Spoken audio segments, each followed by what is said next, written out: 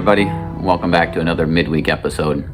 I'm guessing that probably you, like me, have had your eyes glued at times to what's happening out in LA as the wildfires rage. And it's absolutely devastating to watch what's happening as 150,000 people have been displaced, 12,000 homes have been destroyed, 24 people, at least the latest check, 24 people had died in the fires, 40,000 plus acres completely laid bare, and it's only 25% contained. And you see the pictures of mass destruction and Palisades and Malibu and LA County, and it causes you to wonder, like, what is happening and where is God? What does God think about all of this?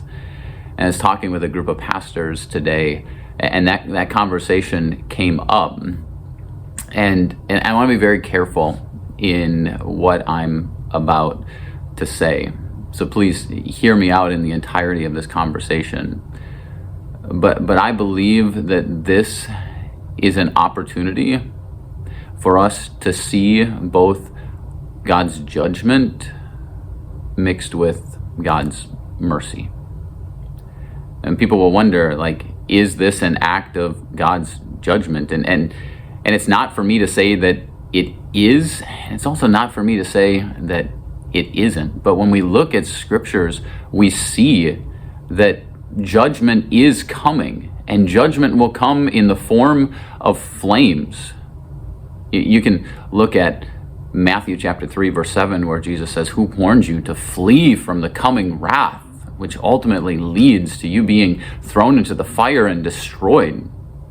Or 2 Peter chapter 3 talks about when the day of the Lord comes, it will be a day of wrath and judgment as the earth is laid bare by flames. And so whenever we see natural disasters in the world, it ought to cause us to pause and be very honest about the potential that this is an act of God's judgment, that people have not been seeking Him. And He's using this to draw people back to Himself, to strip away everything else so that all they can cling to is Him. And you see that happening right now as people have lost literally everything. And yet they cling to Jesus. And this is what the church is called to do.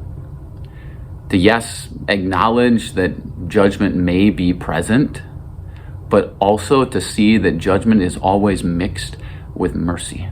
And there's all kinds of people who are showing up in this tragedy and this devastation and are offering mercy, are offering a place for these people to stay, are freely and generously giving funds toward the rebuilding process. There's countless firefighters who are putting their lives on the line to save people from this devastation. And this is ultimately what Jesus does for us. Jesus enters into our sinful, broken, flaming world, which is headed for hell, and He brings mercy.